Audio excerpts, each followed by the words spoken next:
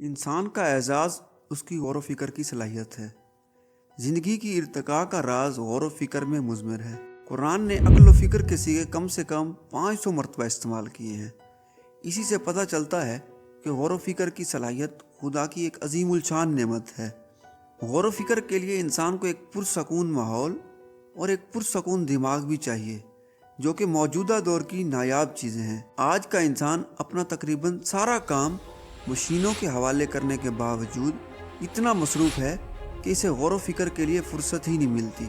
اگر وہ غور و فکر کے لیے وقت نکال ہی لے تو دماغی فرصت نہیں ملتی۔ سوشل میڈیا پر دنیا بھر کی معلومات کی بھرمار نے انسانی دماغ کو مکمل طور پر جکڑا ہوا ہے۔ انسان کے لیے اب واحد بیت الخلاء ہی ایک ایسی جگہ باقی بچی ہے جہاں وہ اپنے آپ سے مل سکتا ہے، جہاں وہ اپنی تخلیقی صلاحیتوں کا فائدہ لے سکتا ہے، جہاں وہ اپنا ارتقاء کا سفر طے کر سکتا ہے۔ بادشاہوں کے لیے بھی یہ وہ تخت ہے جہاں وہ سکھ کا سانس لے سکتے ہیں اور اپنی اصلی شخصیت سے مل سکتے ہیں، دکھ سکھ بانٹ سکتے ہیں۔ ایلس فلیرٹی تخلیقی صلاحیتوں پر تحقیق کرنے والی سب سے مشہور نیورو سائنسدانوں میں سے ایک ہیں۔ وہ کہتی ہیں کہ جتنا دماغ میں زیادہ ڈوپامین خارج ہوتا ہے، ہم اتنے ہی تخلیقی ہوتے ہیں۔ انسان جب خوش ہوتا ہے، بے شک کسی بھی وجہ سے ہو، تب ڈوپامین پیدا ہوتا ہے۔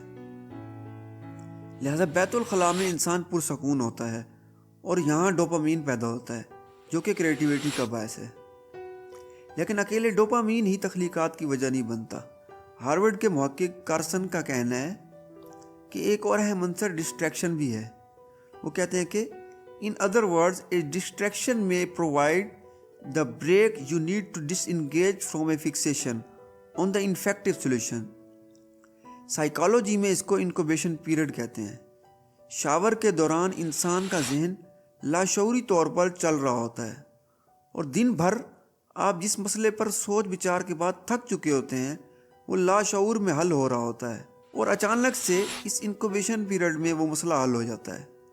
ووڈی ایلن امریکی فلم میکر اور ایکٹر شاور کے دوران اپنی بہترین سوچ سوچا کرتے تھے۔ اسٹیو جابز ایپل کمپنی کے فاؤنڈر بیت الخلاء میں بیٹھ کر سوچتے ہوئے اپنے ننگے پاؤں پانی میں لٹکا دیتے تھے۔ ناکاماٹسو جاپانی موجد کے پاس سوچنے کے لیے ایک اپنی مرضی کے مطابق بنایا ہوا پرسکون کمرہ تھا، جو بنیادی طور پر 24 کیرٹ سونے میں ٹائل والا باتھ روم تھا۔